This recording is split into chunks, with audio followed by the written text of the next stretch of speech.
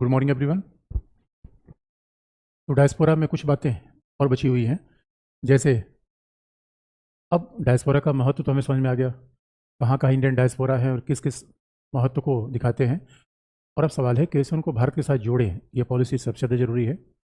और अब देखोगे एक खास बात यहाँ पे आपको याद दिला दें कि चाइनीज़ डायस्पोरा और इंडियन डायस्पोरा में बड़ा फ़र्क है। कि इंडिया का समाज बड़ा ही डाइवर्स है, तो यहाँ हमारी डायस्पोरा में उतनी डाइवर्सिटी है गुजराती। तो अब देखोगे एक रीज़न है जो एक एक क्षेत्र विशेष के लोग वहाँ पे गए हुए हैं। जैसे आप चले जाओगे अगर उत्तर प्रदेश में गोरखपुर, इस एरिया के लोग ज़्यादातर हैं साउथ ईस्ट एशिया में, यानी थाईलैंड, म्यांमार। दूसरी बात है, अगर आप केरला में चले जाओ तो केरला के लोग ज़्यादातर हैं पश्चिम एशिया में। मतलब मलयाली कहा जाता है कि हर मलयाली, हर तीसरा मलयाली पश्चिम एशिया में रहता है। पंजाब के ज़्यादातर लोग हैं कनाडा में। गुजराती, गुजरात कहा जाता है, गुजराती और सिख समुदाय के लोग तो पूरी दुनिया में है। तो अफ्रीका अफ्रीका में गुजरातियों की बड़ी संख्या है, अमेरिका, यूरोप। तो बच्चों, इस तरीके से भारत की डायस्पोरा में बड़ी डाइवर्सिटी है जो इंडियन सोसाइटी में ही है। आप देखोगे चाइना के समाज में विविधता नहीं दिखेगी आपको। चाइना का समाज किस तरीके से, चाइना का समाज दिखेगा आपको बिल्कुल यूनिफॉर्मल, यानी वहाँ समरूपता दिखेगी, होमोजेनिटी दिखेगी। जबकि इंडियन सोसाइटी में आपको बहुत ज़्यादा डाइवर्सिटी दिखेगी। इसलिए कहा भी जाता है कि भारतीय समाज में तमाम किस्म की विविधता है। तो डायस्पोरा में विविधता होगी। और एक एक रीजन के diaspora, Telugu diaspora, Marathi diaspora America में बहुत पावरफुल है। लेकिन अगर देखा जाए कि आप कहोगे कि उत्तर प्रदेश के लोग भी धीरे धीरे आगे बढ़ रहे हैं, तो बच्चों जैसे जैसे डायस्पोरा का विकास हुआ वैसे वैसे भारत के कई क्षेत्रों का विकास हुआ। और इसीलिए आज की डेट में डायस्पोरा से जुड़कर हम तमाम फ़ायदा उठा सकते हैं। देखो दोस्तों, यही बात है, ग्लोबलाइजेशन दुनिया कितनी बदल दी। भूमंडलीकरण के दौर में पहली बार ऐसा हुआ कि हमारे ही परिवार को एक व्यक्ति रह रहा है अमेरिका, एक व्यक्ति रह रहा है कहीं दूसरी जगह। ये ग्लोबलाइजेशन की दुनिया ने भारत का विस्तार कर दिया। तो इसलिए कहा, कई बार कहा जाता है ये ग्लोबल इंडियंस हैं। अमर सिंह, सुंदर पिचई, सत्य नाडेला, ये वैश्विक भारतीय, यानी कि ग्लोबल इंडियंस कहा जाता है।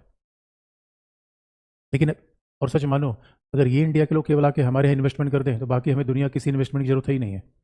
क्या चाइना, क्या अमेरिका, हमें किसी जरूरत नहीं है। लेकिन सवाल है ये लोग हमारे यहाँ इन्वेस्टमेंट नहीं कर रहे हैं, या इनको हम विश्वास नहीं दिला पा रहे हैं। और इसलिए देखो दोस्तों, मोदी जी ने काफ़ी प्रयास ये किया था कि हम ये विश्वास दिला पाएँ। तो ये आप ज़रा सोच के देख लो, पूरे भारत, पूरी दुनिया भारत के परिप्रेक्ष्य हिसाब से सिंबली अनुकूल चल रही है, लेकिन हम उसका फ़ायदा ना उठा पाएँ, फिर तो बात इंटरेस्टिंग हो जाती है। इसलिए डायस्पोरा को भारत से जोड़ने के लिए, डायस्पोरा को भारत से जोड़ने के लिए पहली बार वर्ष 2000 में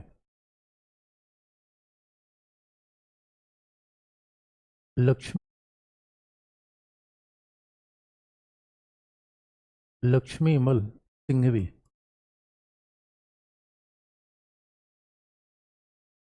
लक्ष्मीमल सिंघवी समिति की स्थापना हुई। यानी अभी भी बड़े सांसद भी थे, वकील भी थे। तो इस लक्ष्मीमल सिंघवी समिति के द्वारा बच्चों पहली बार हमने ये कोशिश की कि इंडियन डायस्पोरा दुनिया में कितनी संख्या में, पहली बार तो हमने जानने का प्रयास किया। और इसीलिए अब देखो इंटरनेशनल रिलेशन में डायस्पोरा की बात आ गई। अदरवाइज अभी तक तो हमने ये कोशिश किया ही नहीं था कि भाई भारत से बाहर कितने लोग गए, क्योंकि हमें लगता था जो बाहर चला गया वो हमारे किस काम का। इसे अटल बिहारी वाजपेयी ने एक बार डायस्पोरा के बारे में कहा था, भारत से भागा भारती। तो दोस्तों बड़ा नकारात्मक शब्द है, भारत से भागा भारती। भागना और जाने में फ़र्क होता है। लेकिन ऐसी बातें पहले आती थी। तो अब लक्ष्मीमल सिंघवी समिति में पहली बार तो हमने ये प्रयास किया कि आखिर में इस समिति ने क्या काम किया। ये दिखाया कि विभिन्न देशों में डायस्पोरा की संख्या कितनी है, विभिन्न देशों में भारतीयों की संख्या तो काउंट की जाए। मतलब एग्जैक्ट काउंट ना हो पाए तो कुछ तो काउंट करें। विभिन्न देशों में भारतीय कौन से हैं, किन किन क्षेत्रों में है, किन व्यवसायों में है, किन क्षेत्र में है, अफ्रीका में है, किस क्षेत्र में है, और उन्हें भारत से जोड़ने का प्रयास कैसे किया जाए, उन्हें भारत से जोड़ने का प्रयास कैसे किया जाए। तो दोस्तों, इसलिए लक्ष्मीमल सिंघवी समिति ने जो रिकमेंडेशन किया था उसी पर सरकार आज काम कर रही है। इसका मतलब वर्ष 2000 के पहले हम डायस्पोरा के बारे में बहुत जानने के इच्छुक नहीं थे। और स्वाभाविक रूप में हमें लगता था भाई जो भारत से चला गया वो तो परदेसी हो गया। परदेसी के अलग अलग मतलब होते हैं, जो देश से भाग गया वो परदेसी। तो भारत से जोड़ने के जो उपाय लक्ष्मीमल सिंघवी कमेटी ने किए, वही तो सारी बातें आज हम अपना रहे हैं। इसलिए भारत से जोड़ने के उपाय क्या किए, कमेटी ने क्या कहा, प्रवासी भारतीय दिवस मनाया जाए।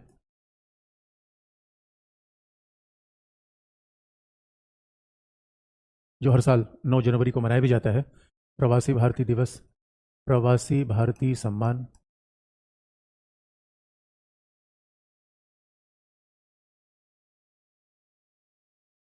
दिवस। फिर प्रवासी यानी कई कार्यक्रम ऐसे हैं जैसे कि यानी अपनी जड़ों की तरफ लौटे, यानी searching the roots, tracing the roots, जड़ों को खोजने का programme.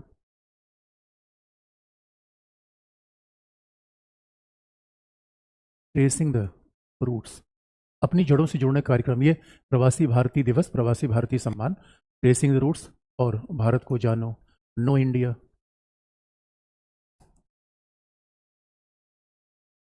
No India programme.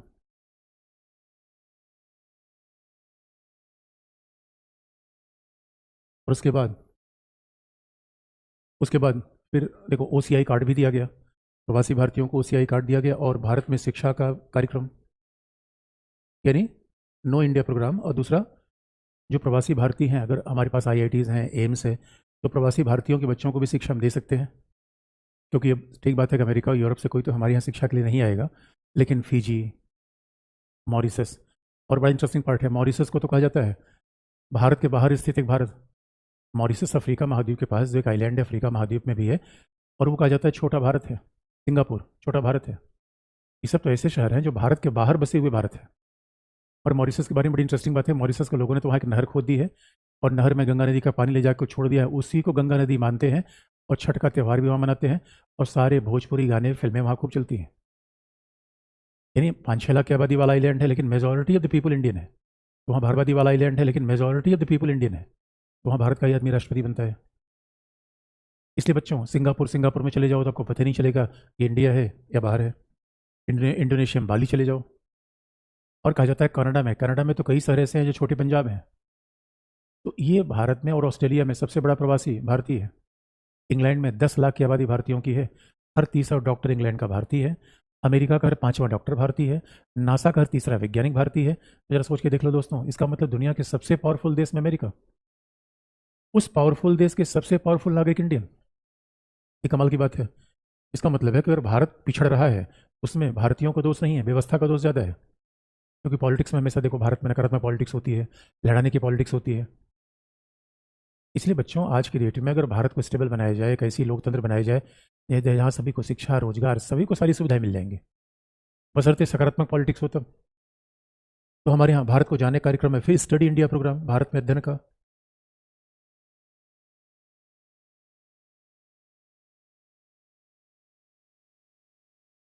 Bharat में अध्ययन का कार्यक्रम,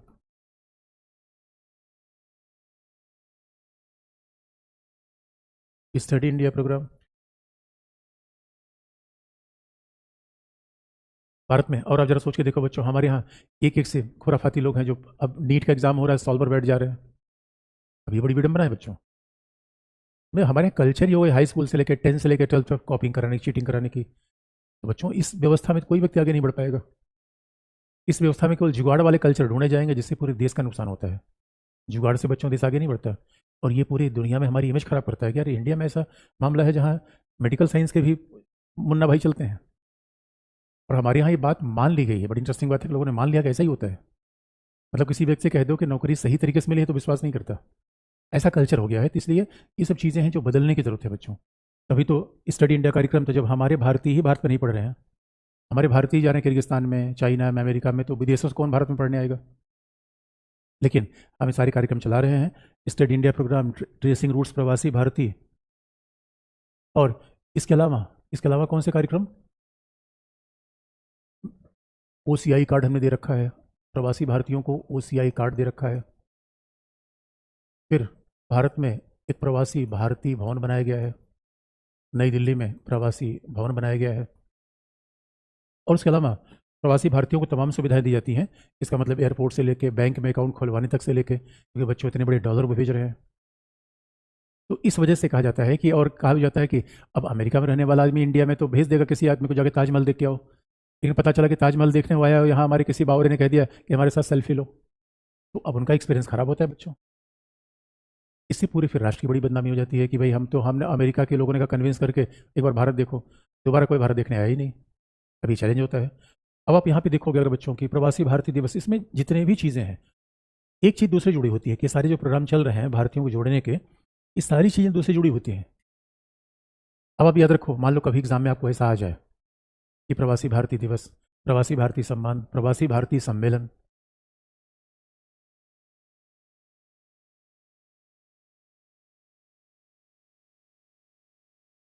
अब किसी भी चीज़ का विस्तार करने की प्रवृत्ति हमारे पास होनी चाहिए। अगर कोई भी एक फैक्ट इसमें पूछ लिया जाए, अपने आप उसका हम एक विस्तार कर देंगे। इसमें कोई भी एक फैक्ट पूछ लिया जाए, उसका विस्तार कैसे कर देंगे बच्चों?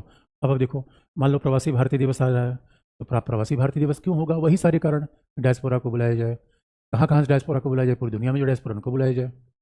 अब दिवसों का तो आपको आगे देखो, आप जब कभी कोई डे मनाते हैं उसका बेसिक सिग्निफिकेंस होता है महिला दिवस। हमें लगता है बस ऐसे खाना पूती है कि महिला दिवस मना लिया गया, नहीं बच्चों, इसका बड़ा पर्पज़ होता है। जब प्रवासी भारतीय से अंतर्राष्ट्रीय योग दिवस मना रहे हैं, पूरी दुनिया के एम्बेसी में उस दिन का योग आयोजन होता है बच्चों। उस दिन सेमिनार होते हैं, कार्यक्रम होते हैं, सम्मेलन होते हैं, संगोष्ठियाँ होती हैं। यानी एक के पीछे पूरी फिलॉसफी होती है, जो हमने कल ही बता रखा है। एक लिखने में एक खास बात है, एक चीज़ दूसरे से कनेक्टेड होती है। अब ये नहीं प्रवासी भारतीय दिवस आ जाए तो आप बाकी चीज़ों को भूल जाइए। भाई क्यों प्रवासी भारतीय दिवस मनाया जाए? इसी बहाने 9 जनवरी को। और 9 जनवरी क्यों? क्योंकि कहा जाता है कि पहला प्रवासी तो महात्मा गांधी थे। महात्मा गांधी 9 जनवरी को अफ्रीका से भारत आए थे। उस दिन की याद में हम प्रवासी भारतीय दिवस मनाते हैं। और कहा भी जाता है, देखो जहाँ भी हमारे प्रधानमंत्री भी विदेश यात्रा में जाते हैं, प्रवासियों के साथ उनका इंटरेक्शन जरूर होता है।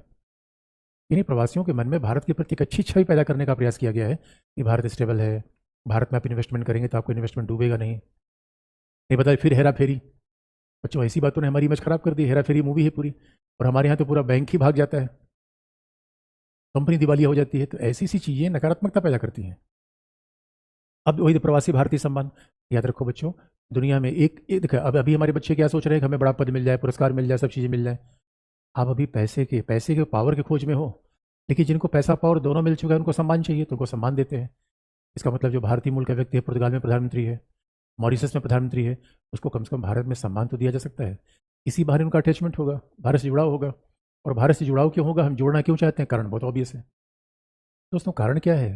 पैसा, इन्वेस्टमेंट, टूरिज्म, यानी कुल मिला के हित है। क्योंकि आप जानते हो आईआर में तो भावना, ये तो दिखाने वाली बात है।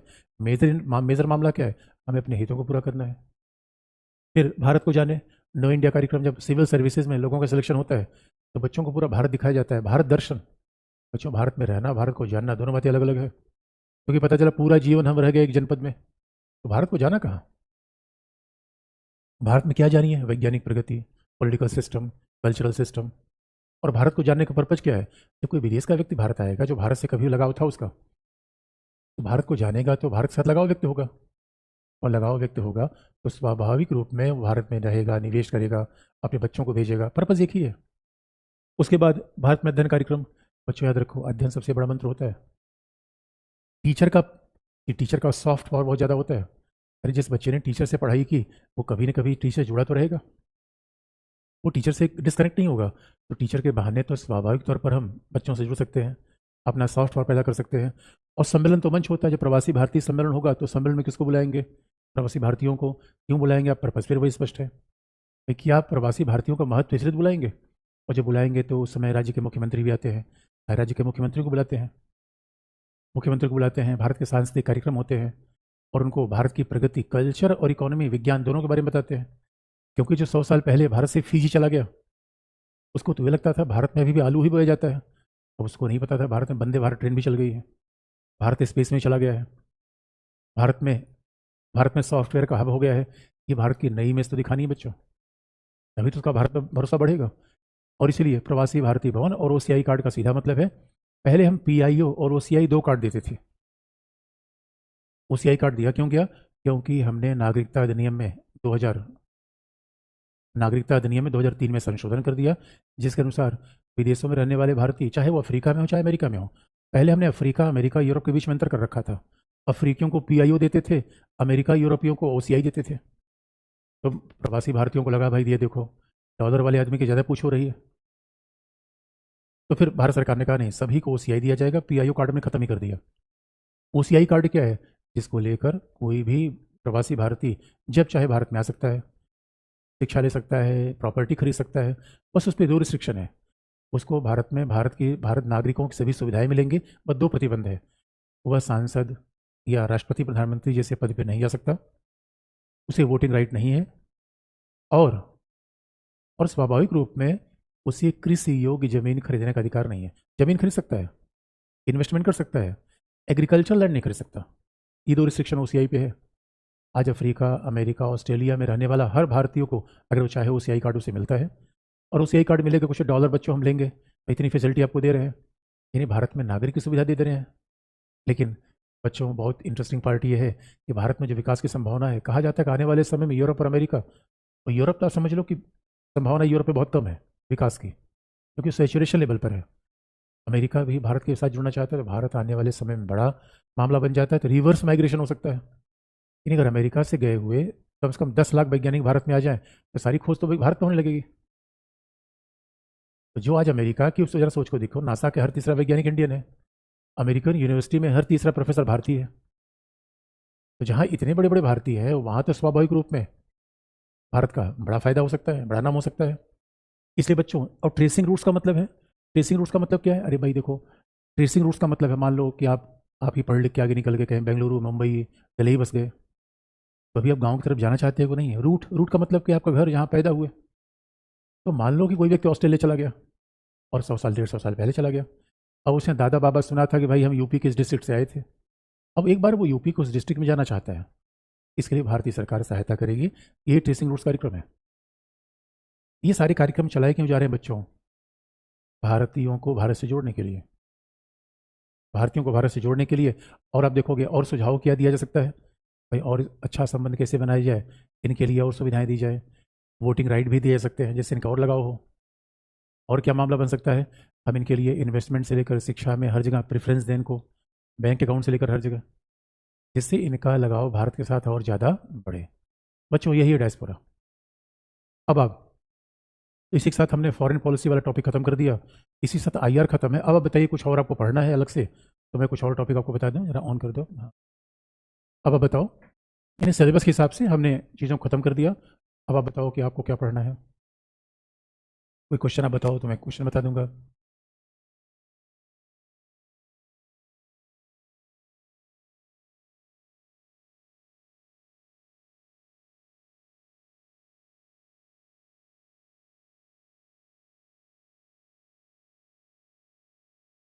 अच्छा, तब तक ये भी आपको बता दें, मान लो आप जो सवाल पूछना है ना पूछना, एक और कंपैरिजन कर दें आपको। तब तक आप देखो, सवाल पूछो। अगर हम आईआर खत्म करना चाहते हैं तो एक थोड़ा सा, एक और क्षेत्रीय आर्थिक संगठन में 3 जगह कंपेयर कर दें।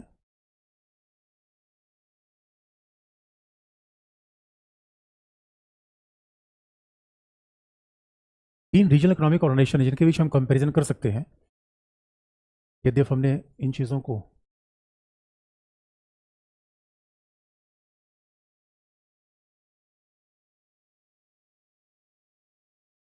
एक है यूरोपीय यूनियन,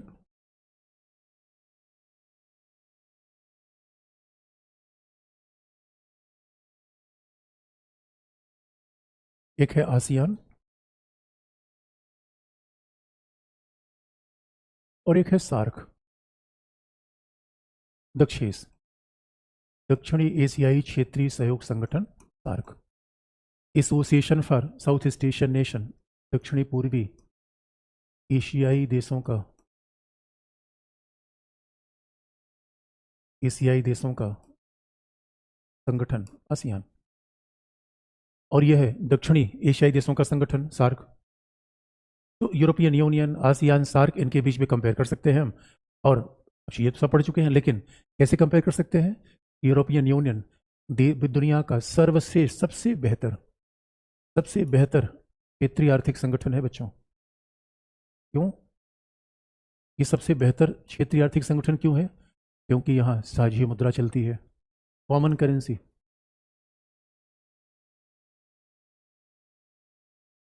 कॉमन करेंसी यूरो चलती है। बहुत बड़ी बात है इनकी, स्वाभाविक रूप में ये साझा बाजार है, कॉमन मार्केट है।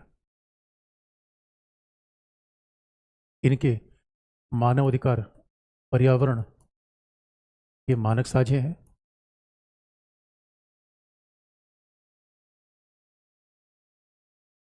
मानक कॉमन है, साझे मतलब कॉमन है, कॉमन मार्केट है।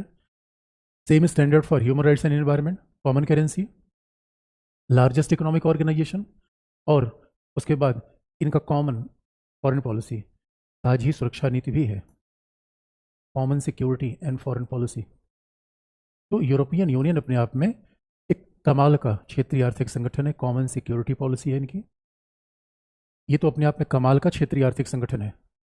दूसरी बात कंपेयर करोगे बच्चों, आसियान, विकासशील देशों में एशिया का सबसे महत्वपूर्ण क्षेत्रीय आर्थिक संगठन है आसियान। विकासशील देशों की बात की जाए तो एशिया की बात की जाए, वो सबसे अच्छे संगठन है।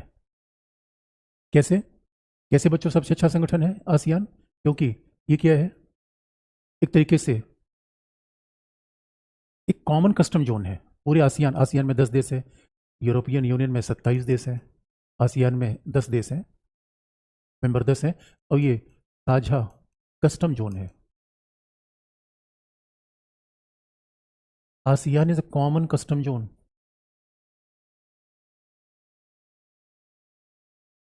आसियान में स्वाभाविक रूप में मुक्त व्यापार है, फ्री ट्रेड है, 10 देशों में फ्री ट्रेड है, और आधारभूत संरचना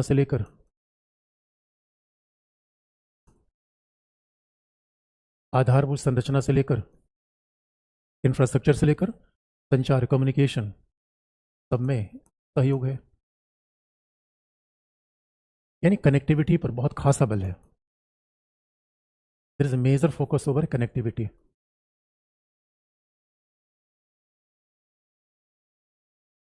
there is major focus over connectivity. अब देखोगे, जबकि सार्क क्या है, दुनिया का फेल संगठन है, असफल समूह है। सार्क में 8 देश हैं, भारत, पाकिस्तान, श्रीलंका, नेपाल, भूटान, अफगानिस्तान को भी शामिल कर लिया गया है। ये सबसे असफल संगठन है। तो बच्चों, एक कंपैरिजन में अपने आप आज असफल संगठन है, क्योंकि इनके बीच व्यापार, आसियान के बीच का आपसी व्यापार, देशों के बीच का आपसी व्यापार लगभग 25% है। यूरोपियन यूनियन के बीच आपसी व्यापार लगभग 55% है। आपसी व्यापार जो अंदर होता है, सार्क के बीच का व्यापार 5% से भी कम है। तो इंट्रा ट्रेड है, आपस में जो होता है, बाहर से नहीं, जो आपस में ट्रेड होता है वो कम है। इसका मतलब, और आसियान में न कोई कनेक्टिविटी है, न कोई मुक्त व्यापार का समझौता है। इसका मतलब है आसियान में सहयोग हो ही, सार्क सबसे विफल संगठन हो गया। अब ये 3 कंपेरिजन अपने आप में बड़ी दिलचस्प हैं। यूरोप में क्यों सफल हुआ, आसियान में सफल क्यों हो रहा है, और सार्क में फेल क्यों हो गया? तो बच्चों, बड़ी इंटरेस्टिंग बात है, सार्क फेल क्यों हो गया? सार्क फेल क्यों हुआ? क्योंकि जहां भी देखो राजनीतिक संघर्ष चलेगा, क्योंकि आर्थिक सहयोग के लिए बड़ी बड़ी बड़ी बेसिक सी बात है, तो उसके साथ आप व्यापारिक पार्टनरशिप नहीं कर सकते जो आपको मारने की धमकी दे रहा हो, जो आपको थ्रेट पैदा करता हो, जहां सीमा के विवाद हो। दोस्तों, वहां व्यापार नहीं चल सकता। और 27 यूरोपीय देशों के साथ इतना अच्छा व्यापार क्यों होता है? ये कंडीशन दुनिया में है नहीं। जोग्राफिकली देयर कॉम्पैक्ट, पूरा यूरोप को देखो, जोग्राफिकली कनेक्टेड है, इंडस्ट्रियलाइज है, सारे देश डेमोक्रेटिक है, ह्यूमन राइट्स का रिकॉर्ड बहुत ज़्यादा है। इस वजह से इतना सक्सेस उन्होंने किया है। और आज की डेट में उनके बीच में झगड़े टंटे, और इसे 27 देशों में चले जाओगे, बस तो सीमा नहीं दिखेगी। और यही ग्लोबलाइज वर्ल्ड का सबसे परफेक्ट एग्जाम्पल यूरोप है। यानी एक तरफ चले जाओ, फ्रांस, जर्मनी, जर्मनी से आप सेंजन वीजा लेके पूरा यूरोप घूम सकते हो। ये बात है बच्चों, आप सेंजन वीजा लेकर पूरा यूरोप घूम सकते हो, जबकि बाकी जगह ये आपको फैसिलिटी उपलब्ध नहीं है। जबकि इधर आप देखोगे सार्क में तो राजनीतिक झगड़े चलते हैं, पानी का झगड़ा है, जमीन का झगड़ा है। तो स्वाभाविक तौर पर जब भाई झगड़े ही हैं, अविश्वास है, यहाँ पे क्या है, सार्क में क्या है, सहयोग क्या होगा? सहयोग क्या होगा बच्चों? क्योंकि यहाँ पे तो आपस में एक दूसरे को बैलेंस करने का मतलब दिया गया है। अभी कस्टम का मतलब बता दूंगा कि कस्टम का मतलब सार्क में क्या है, क्योंकि यहाँ पे आज भी अविश्वास है, हाई मिसट्रस्ट है। और जहाँ अविश्वास होगा, जहाँ झगड़े होंगे बच्चों, वहाँ कभी क्षेत्रीय सहयोग नहीं बढ़ सकता। यहाँ पे क्या है, टेररिज्म है, आज भी आतंकवाद की समस्या बनी हुई है। यहाँ आज भी आतंकवाद की समस्या बनी हुई है, आज भी एक दूसरे के साथ झगड़े हैं। जबकि आसियान में है ही नहीं है, आसियान में झगड़े लगभग खत्म हो गए हैं। और यूरोप में सवाल ही पैदा नहीं होता। लेकिन जरा सोचो, जरा देख देख के सोचो कि साझे बाजार का मतलब क्या होता है? अगर साझा बाजार कहीं हो जाएगा, कॉमन कस्टम जोन, देखो 2-3 शब्द होते हैं। एक प्रेफरेंशियल ट्रेड, वरीयता व्यापार। अब हम जो कॉमन कस्टम जोन क्या होता है, अगर इसका मतलब बता दें, जब कोई क्षेत्रीय आर्थिक संगठन का विकास होता है तो पहले व्यापार कैसे बढ़ता है?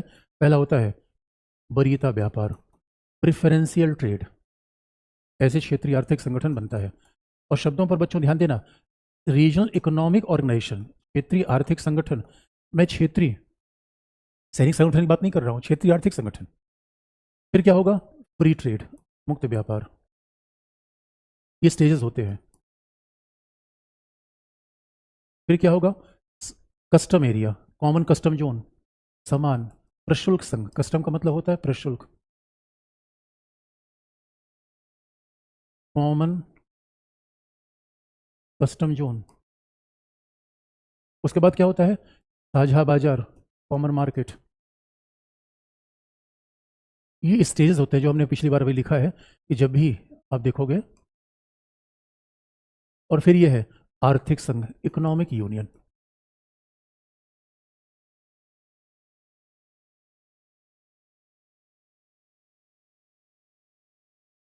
तो जब आपने पूछा है, अब सवाल है कि अब यही आर्थिक क्षेत्रीय आर्थिक संगठन के आगे बढ़ने पीछे हटने का कारण यही है। और जरा सोच के देखो कैसे। क्योंकि वरीयता व्यापार का प्रेफरेंशियल ट्रेड का मतलब क्या होता है? दो देशों के बीच व्यापार हो रहा है, तो हमने प्रशुल्क को थोड़ा कम कर दिया। यानी अगर मान लो यूरोप का व्यापार है, तो जर्मनी फ्रांस के लिए प्रशुल्क लगाएगा 5%, या प्रशुल्क लगाएगा 2-3%। लेकिन जर्मनी अमेरिका के लिए प्रशुल्क लगाएगा 8%। यानी जर्मनी फ्रांस को प्रेफरेंस देगा, अमेरिका को नहीं, क्योंकि फ्रांस जर्मनी दोनों यूरोपियन यूनियन के मेंबर है। ये प्रेफरेंस है। भाई सीधी सी बात है, मान लो आपकी दोस्ती है, आपके उस दोस्ती ग्रुप में आप अपने दोस्तों को प्रेफरेंस दे रहे हो खिलाने में, चाय पिलाने में, बाहर ग्रुप को वो चीज़ अवेलेबल नहीं है। यही क्या है? Preferential treatment. अरे भाई साथ जोड़ने का कुछ तो मतलब होना चाहिए बच्चों। साथ जोड़ने का कुछ तो मतलब होना चाहिए। इसलिए बच्चों ये प्रेफरेंशियल ट्रीटमेंट है, यानी आपस में क्षेत्रीय सहयोगियों को प्रेफरेंस दिया जाए कस्टम में, तभी तो व्यापार बढ़ेगा। नहीं तो बाहर अंदर में फ़र्क क्या रहा? अरे मेरे बच्चों, शादी उदी में जाओ, कहीं पार्टी में जाओ, तो घर वालों को प्रेफरेंस मिलता है। पता चला कि उनको मिल रहे हैं खाने पीने के अच्छे सामान, बाकी बारातियों को इसे टरका दिया गया। दूसरी बात, मुक्त व्यापार का मतलब टैरिफ जीरो कर दिया जाए। मुक्त व्यापार, अब टैरिफ जीरो कर दिया जाए मतलब है पूरा यूरोप में कहीं सामान भेजो कोई टैरिफ नहीं। जैसे बेंगलुरु से चेन्नई सामान भेजने में कोई टैरिफ नहीं लगता, वैसे हो जाएगा। अगर सार्क अच्छा हो गया होता तो वैसे भारत से श्रीलंका सामान भेजा तो कोई टैरिफ नहीं लगता। लेकिन बाकी जो बाहर से सामान आएगा उस पर टैरिफ लगेगा। यानी इसलिए क्षेत्रीय सहयोगियों के बीच व्यापार बढ़ता है, लेकिन जीरो टैरिफ होता कैसे है? उसके बीच देशों के बीच पहले लिस्ट तैयार की जाएगी, इतनी चीज़ों पर हमें ट्रेड करना है, इतनी चीज़ों पर व्यापार करना है, इतनी चीज़ों पर व्यापार करना है। तो हम तय करेंगे कि कुछ पे जीरो, कुछ पे 3, कुछ पे 5। मैक्सिमम टैरिफ होगा 5%। मैक्सिमम टैरिफ कितना होगा? 5%। इसलिए बच्चों की जमाना था, कई बार देखो आपको याद होगा, हार्ले डेविडसन पर भारत ने 100% टैरिफ लगा दिया था। और हार्ले डेविडसन पर इंडिया ने कितना टैरिफ लगा दिया? 100%। तो बच्चों ये बात अपने आप में फ्री ट्रेड का मतलब होता है टैरिफ जीरो कर देना, मैक्सिमम टैरिफ 5। और कॉमन कस्टम जोन क्या है जो आपने पूछा था? अब याद रखना बच्चों, अगर मान लो यूरोप के 27 देश हैं, तो यूरोप के 27 देश आपस में ही व्यापार थोड़ी करेंगे। उनका व्यापार अगर अमेरिका के साथ हुआ, भारत के साथ हुआ, तो 27 के लिए एक कस्टम लगेगा। यह है कॉमन कस्टम जोन। अंदर से फ्री ट्रेड है, इसलिए बाहर से एक ही कस्टम जोन। अब इंडिया चाहे फ्रांस को सामान भेजे, चाहे वो जर्मनी को भेजे, चाहे हॉलैंड को भेजे, चाहे वो लग्जमबर्ग को भेजे, कस्टम एक ही लगेगा। जबकि सामान्यतः हर देश अपना कस्टम अलग अलग लगाता है। हर देश अपना कस्टम अलग अलग लगाता है बच्चों। इसलिए कॉमन कस्टम जोन इसलिए लगाया जाता है, फिर हर देश अलग अलग कस्टम लगाएगा, और अंदर तो फ्री ट्रेड है। तो मान लो जर्मनी ने कस्टम कम लगा दिया, तो जर्मनी की वस्तु सस्ती हो गई। फ्रांस ने कस्टम ज़्यादा लगा दिया, तो जर्मनी वही वस्तु फ्रांस में भेज देगा। इसलिए ऐसा होता है। और कॉमन कस्टम जोन के बाद क्या है? अब इकोनॉमिक पॉलिसी कर ली जाए, एक्सपोर्ट पॉलिसी, ये साझा बाजार। यानी कोई भी चीज़, यूरोप में कोई भी चीज़ फैक्ट्री है, कहीं लगाओ, कहीं उत्पादन करो, कहीं बेचो, ये क्या है? Common market. यानी 27 देश, जर्मनी का आदमी आके फ्रांस में कंपनी लगा लेगा, फ्रांस का आदमी हॉलैंड का कंपनी लगा लेगा, कोई रिस्ट्रिक्शन नहीं, कहीं से कोई सामान उत्पादन करिए। ऐसा लगेगा 27 ये अलग अलग संप्रभु राज्य नहीं है, ये 27 प्रांत है, साझा बाजार। और लास्ट में दोस्तों, कॉमन करेंसी हो जाना बहुत बड़ी बात है। इसलिए को हमारी करेंसी पर महात्मा गांधी छपे होते हैं। बापू, ये करेंसी स्वाभाविक रूप में संप्रभुता का प्रतीक है। करेंसी संप्रभुता का प्रतीक है। और एक करेंसी हो जाना, 27 देशों की करेंसी हो जाने का मतलब है इकोनॉमिक पॉलिसी भी एक होगी। यानी एक्सपोर्ट पॉलिसी, इंपोर्ट पॉलिसी, ये इकोनॉमिक इंटीग्रेशन का हाईएस्ट रूप है जो यूरोप में है। तो यूरोपियन यूनियन कहाँ पर है? ये बताइए, यहाँ पर है। यूरोपियन यूनियन यहाँ पर है, ये डेवलपमेंट है। और यूरोपियन यूनियन आर्थिक संघ ही नहीं है, बल्कि वहाँ तो एक पार्लियामेंट हो गई है। अभी अपने लेटेस्ट में देखा होगा, यूरोपीय पार्लियामेंट का चुनाव हुआ है। 27 देशों की एक पार्लियामेंट होना बच्चों एक कमाल की बात है। 27 देशों का एक पार्लियामेंट होना ये कमाल की बात है। इसलिए उसके बाद फिर आप देखोगे कॉमन मार्केट, लेकिन आसियान कहाँ पर है? यहाँ पर है। सार कहाँ पर है? किस हड्डी है? यही दिखाता है कि अपने आप में क्षेत्रीय आर्थिक संगठन का विकास बहुत ही निराशाजनक रहा है, बहुत ही निराशाजनक रहा है। इसलिए बच्चों अब आप पूरा अगर देख लोगे, यहाँ पे यूरोपियन यूनियन का क्या है, एक पार्लियामेंट है, एक अपना पार्लियामेंट है, एक अपना पूरा पॉलिसी है, फॉरेन पॉलिसी है। इसलिए यूरोपियन यूनियन दुनिया का सबसे महत्वपूर्ण संगठन माना जाता है। मतलब 27 देशों का पार्लियामेंट होना, कॉमन करेंसी होना, देखो विवाद भी चलते रहते हैं, मतभेद होते हैं। ये यूरोप यूरोप का एक सेंट्रल बैंक है, वहाँ इसे यूरो जोन, आपने देखा होगा जब हमारे यहाँ कोई कार आती है उस पर यूरो स्टैंडर्ड होता है। फ्रांस जर्मनी का स्टैंडर्ड नहीं है, वहाँ यूरो स्टैंडर्ड है। यानी मजदूरी का स्टैंडर्ड एक है, पर्यावरण का स्टैंडर्ड एक है। तो यूरोपियन यूनियन अपने आप में कमाल का संगठन है, लेकिन उसकी सबसे बड़ी कठिनाई क्या रही यूक्रेन संकट में? सुरक्षा के लिए कोई अपना समीकरण है ही नहीं है, नाटो पर निर्भर है। ये सबसे बड़ी समस्या रही है। सिक्योरिटी का संगठन नहीं है, वो क्या है? नाटो पर निर्भर है। और ये क्या है? दक्षिण पूर्वी एशियाई देशों का भी कोई, अब इन्होंने बना तो रखा है ARF, आसियान रीजनल फोरम बना तो रखा है, लेकिन सुरक्षा के लिए इनके पास भी कोई मैकेनिज्म है नहीं। और सार्क में तो कुछ हो ही नहीं पाया। और अब देखोगे बच्चों, आसियान में क्या है? कोई देश लोकतांत्रिक है, कोई तानाशाही है, तभी आर्थिक सहयोग चल रहा है, झगड़े नहीं है। यूरोप में शर्त है कि लोकतांत्रिक देश होगा तभी संगठन में आएगा, मानवाधिकार होगा तभी संगठन में आएगा। और आप देखोगे यूरोप में पूरा यूरोप एक साथ है, eastern Europe, western Europe, northern और सादर्न यूरोप नहीं है। जबकि एशिया में ऐसा इंटीग्रेशन नहीं है, दक्षिण एशिया का अलग सहयोग है, साउथ ईस्ट एशिया का अलग है, गल्फ कॉपरेशन काउंसिल अलग है। एशिया में जो डिवाइडेड है जोग्राफिकली, पॉलिटिकली, इकोनॉमिकली भी आप देखोगे, कोई पिछड़ा है, कोई आगे है, कहीं समस्या है। इसे यूरोप जैसा इंटीग्रेशन पूरी दुनिया में संभव नहीं है। तो बच्चों अब आप अब जरा पूछ लो कौन सा क्वेश्चन बताओ, एक आध क्वेश्चन मैं आपको लिखना बता दूं। किसी बच्चे ने व्यपगत का क्या मतलब होता है? अरे मेरे बच्चे लैप्स हो जाना। व्यपगत का मतलब क्या? तो लैप्स हो जाएगा। कोई विधेयक कब लैप्स होता है? मतलब खत्म हो जाना। व्यपगत का मतलब विधेयक का मर जाना। और विधेयक कब मरता है? अरे मेरे बच्चों बड़ी सिंपल सी बात है, हमने बताया भी इस बात को, सारे क्वेश्चन में बता रखे हैं, देख लेना। और ये भी बात है, आप सारी हमारी बुक उठा के देख लो, सारे क्वेश्चन बुक से हैं, जिन बच्चों ने अगर कहीं पढ़ा होगा। व्यपगत होने का मतलब क्या है? कोई भी ऐसा बिल जो लोकसभा में पढ़ा हुआ है, लोकसभा विघटित हो गई, खत्म हो जाएगा। जो बिल लोकसभा को छुएगा वो मरेगा। हाँ, लोकसभा को छूते हुए राष्ट्रपति तक पहुंच जाएगा तो बचा रहेगा। किसी बच्चन का सर सब कुछ याद कैसे रखें? तो मेरे बच्चे पहले पहले जो गैर जरूरी चीज़ है उसको याद करना बंद कर दो। बच्चे हमारी गैर जरूरी चीज़ में उलझे हुए हैं, बर्थडे विश कर रहे हैं। अब बताओ, इतना महत्वपूर्ण क्लास चल रहा है और जब बर्थडे विश कर रहे हैं मेरे बच्चों, कैसे याद होगा यार? बताओ। अरे जो याद करना चाहोगे याद हो जाएगा, जो याद नहीं करना चाहोगे याद नहीं आएगा। किसी बच्चे का OCI कार्ड क्या है? Overseas citizenship of India. OCI का मतलब है ओवरसीज सिटीजनशिप ऑफ इंडिया, विदेशों में रहने वाले भारतीयों को दिया गया एक कार्ड जिसके आधार पर उन्हें भारत में आने की पूरी सुविधा मिलेगी, पूरी सुविधा मिलेगी। अब मान लो कि अब जरा देखो बच्चों, अब एक क्वेश्चन मैं आपको बता दूं कैसे क्वेश्चन लिखा जाता है। किसी बच्चे का OCI NRI में क्या अंतर है बताइए? अरे मेरे बच्चे, OCI का मतलब क्या है? विदेशी। NRI का मतलब इंडियन। ये मैंने कल भी बताया था। अरे NRI मतलब इंडियन है, OCI मतलब विदेशी है। पहली बात, NRI का मतलब है जो कि भारतीय है, इसे उसको वोटिंग राइट है, OCI को अधिकार नहीं है। लेकिन बाकी मामले में OCI को सारे अधिकार हमने NRI जैसे दे दिए हैं। बाकी मामले में सब अधिकार OCI को NRI जैसे हैं, बस टेक्निकली है कि OCI विदेशी है और ये इंडियन है। किसी बच्चे ने पूछा है can diaspora can effect the foreign policy of India? Obviously बच्चों, अरे भारत अमेरिका सिविल परमाणु समझौता हुआ डायस्पोरा के कारण, डायस्पोरा की भूमिका थी। अभी वेस्ट एशिया में भारत का प्रभाव बढ़ रहा है, डायस्पोरा। इंग्लैंड अमेरिका में अब देखो, जहाँ हमारे देश के प्रधानमंत्री हो जाए, अफ्रीका में तो कई हमारे देश के लोग जो हमारे यहाँ पढ़े हुए प्रधानमंत्री है। सर यूरो डॉलर में कौन? अरे मेरे बच्चों, तो सर से, इकोनॉमिक्स वाले सर से पूछ लेना, रामेश्वर सर से, वो बताएंगे। लेकिन भाई डॉलर आज भी डॉलर का मुकाबला कोई कर नहीं पाया। अब कंप्लीट बुकलेट, अच्छा ठीक है हो जाएगा। मेरे OCI गवर्नमेंट जॉब कर सकता है इंडिया में? अब देखो मेरे बच्चों, OCI गवर्नमेंट जॉब नहीं कर सकता, लेकिन आजकल तो लेटरल एंट्री है, सरकार चाहे तो कई विशेषज्ञ के रूप में उसको अपॉइंट कर सकती है। लेकिन लेकिन अब सवाल यह है कि हमारे यहाँ जो OCI होता है, अरे बच्चों OCI इतना बड़ा बिजनेसमैन है, गवर्नमेंट जॉब के लिए आएगा ही नहीं। गवर्नमेंट जॉब के लिए नहीं आता वो, इतने बड़े बिजनेसमैन है। स्पीकर क्या का वर्क होता है सर? अरे मेरे बच्चों, स्पीकर काम क्या होता है? स्पीकर काम क्या? सदन का संचालन करना, सदन में अनुशासन बनाए रखना, दल बदल को सुनिश्चित करना, यही तो स्पीकर काम है। और लोकसभा सचिवालय का हेड होना। इंडिया ऑस्ट्रेलिया का रिलेशन क्या है? अरे मेरे बच्चों, अब आप देखो, किसी का भी रिलेशन पूछ दिया जाए, इंडिया ऑस्ट्रेलिया क्या होगा? सामरिक, वार्ड का, चाइना फैक्टर।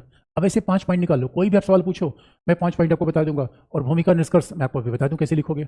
अब कोई भी सवाल मान लो ऑस्ट्रेलिया पर नहीं भी पढ़ा है, इतनी बात तो पता है कि ऑस्ट्रेलिया विकास विकसित देश है, 2.5 करोड़ की आबादी है, वर्ल्ड का मेंबर है। अरे मेरे बच्चों, ऑस्ट्रेलिया से हम क्या ले सकते हैं? टेक्नोलॉजी। ऑस्ट्रेलिया को हमारा क्या चाहिए? बाजार, पहला। दूसरा इकोनॉमी पहला पार्ट हो गया, सिक्योरिटी, हिंद महासागर से लेके चाइना फैक्टर को रोकना, यहाँ कॉपरेशन होगा। तीसरा फैक्ट क्या है बच्चों? अब ऑस्ट्रेलिया जैसा देश जो कि NSG में है, जो ऑस्ट्रेलिया जैसा देश जो कि विकसित है, तो वहाँ से इन्वेस्टमेंट आ सकता है।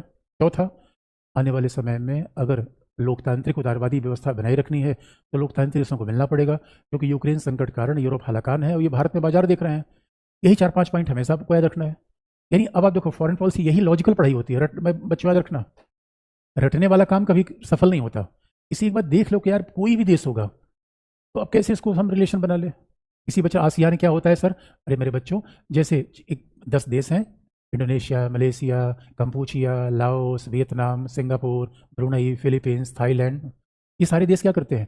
इन देशों ने जोड़कर ये बना लिया है भाई हम क्षेत्रीय व्यापार करेंगे, हम निवेश करेंगे, हम झगड़े नहीं करेंगे। यही आसियान है, association of south East Asian nation. इसी का फुल फॉर्म क्या है? दक्षिणी पूर्वी एशियाई देशों का संगठन। ये आसियान है। और आसियान तो बड़ी अच्छी बात है कि बच्चों सीखने लायक, भारत से सीखने लायक बात है।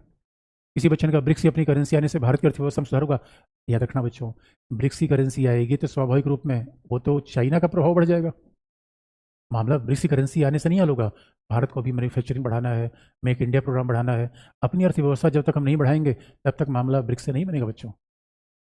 किसी बच्चे ने लोकतंत्र गणतंत्र में अंकित ने पूछा है, अच्छा पॉलिटी वाली क्लास बच्चे ने पढ़ी कि नहीं पढ़ी पता नहीं, मैंने बता रखी है दोस्तों। बस एक ही चीज़ है, एक ही चीज़ लोकतंत्र गणतंत्र में अंतर है। अरे मेरे बच्चे, हर गणतांत्रिक शासन लोकतांत्रिक है, लेकिन हर लोकतांत्रिक शासन गणतांत्रिक नहीं है। इसलिए जहाँ जहाँ लोकतंत्र में राष्ट्राध्यक्ष का चुनाव सीधा जनता करती है वो गणतंत्र है, और बाकी जहाँ बाकी चुनाव होता है लेकिन राष्ट्राध्यक्ष वंशानुगत होता है वो लोकतंत्र है। ये सबसे सिंपल अंतर यही है। अच्छा, किसी ने पूछा है अब G7 क्या है? अरे मेरे बच्चों, G7 मैंने बता रखा था, पावरफुल 7 देशों का संगठन है। अच्छा, अब आपको बताऊंगे। अब जरा सोचो, मैं मान लो आंसर एक लिखना आपको बता दूं, ठीक है? मान लो कि आंसर लिखना आपको बता दूं, और बच्चों आप ध्यान से देखना जैसे हम शुरू करते किसी बात को। अब मान लो कि अब किसी कोई बच्चा गणतंत्र पे फंसा हुआ है, मेरे बच्चे पॉलिटी मैंने बताया था भारत एक लोकतांत्रिक गणतांत्रिक शासन है। अब जरा देखो, ऑन कर दो, ठीक है? मान लो कि सवाल लिखना है, मान लो कोई सवाल लिखना है। देखना बच्चों, अगर कोई प्रश्न आता है, यूपीएससी मेंस का सवाल देख लो, प्रश्न कैसे आते हैं, क्वेश्चंस कैसे आते हैं। मान लो हमने इंडिया चाइना देख लिया,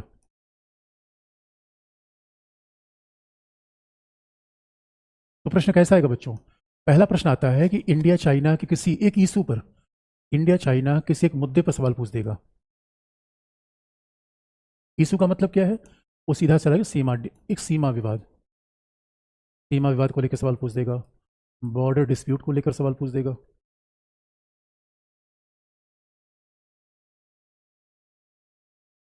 एक मुद्दा का सवाल हो सकता है।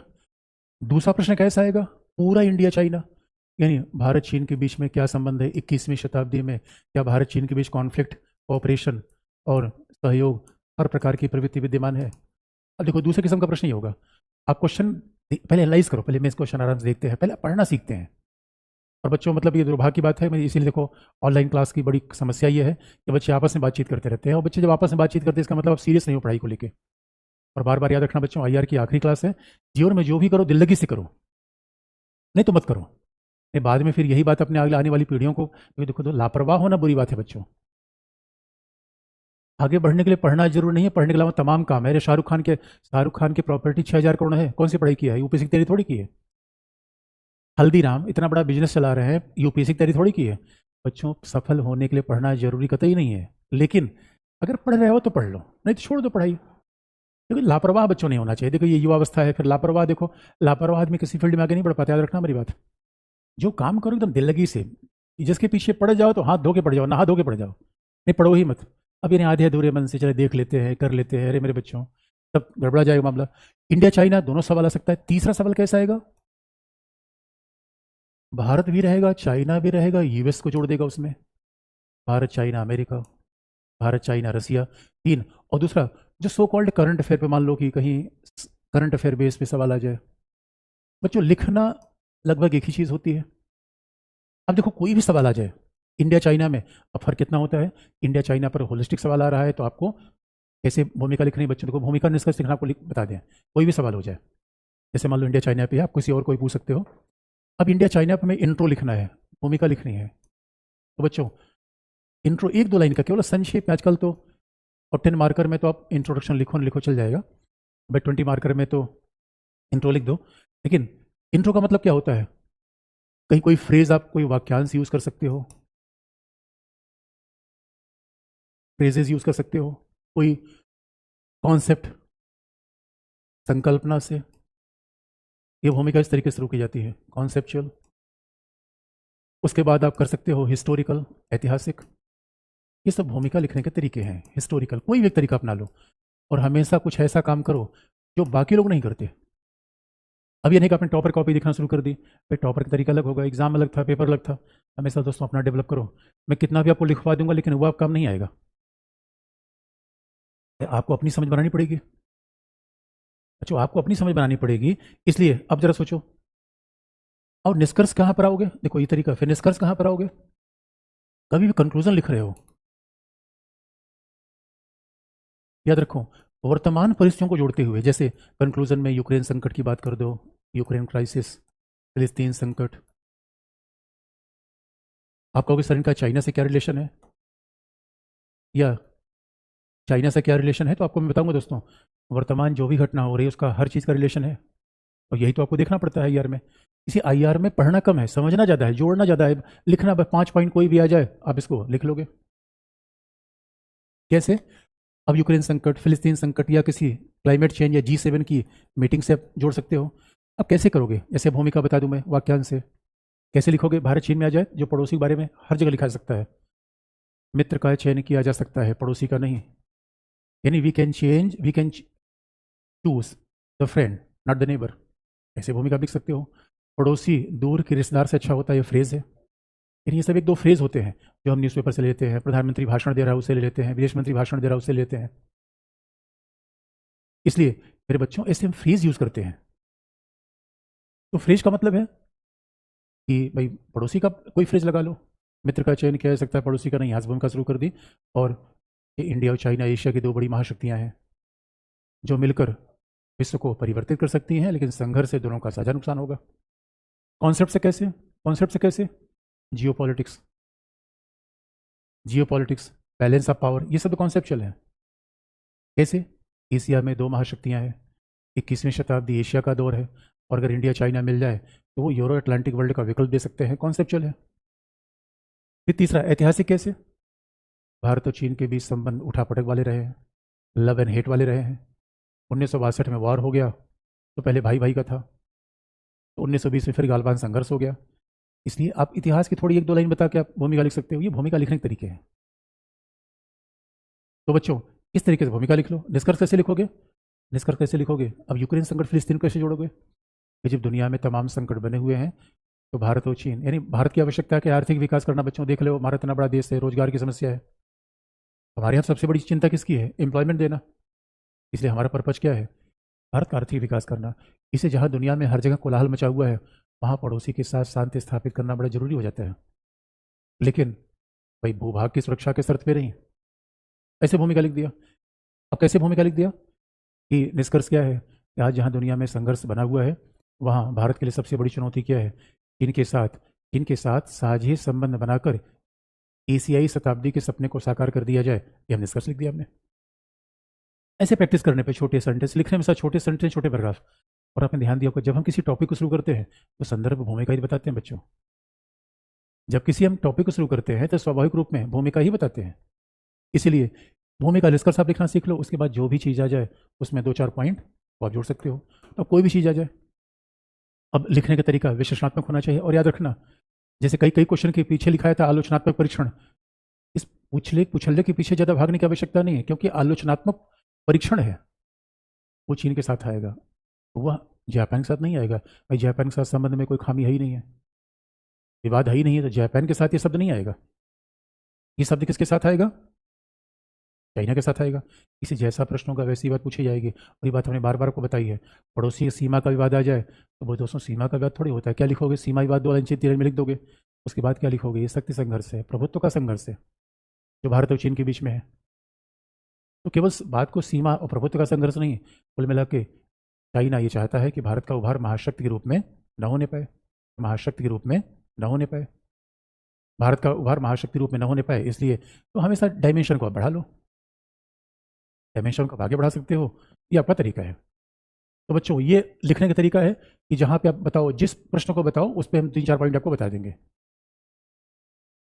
किसी बच्चे ने पूछा मेरा एग्जाम दिए हैं 104 आ रहा है, 104 आ रहा है तो मेरे बच्चे एकदम पक्का हो जाएगा पीटी, चिंता मत करो, उसमें कोई डाउट ही नहीं है। सर एक और क्लास ले लो सर जी सर। अरे मेरे बच्चे देखो, फिर क्लास ले लेंगे, पहले पढ़ो तो जो मैंने बता दिया उसको लिखो। तो यार तुम लोग तो हमें लगता है सुनते ही नहीं, मैं कुछ बता रहा हूँ हम बच्चे और ही दुनिया में चल रहे हैं।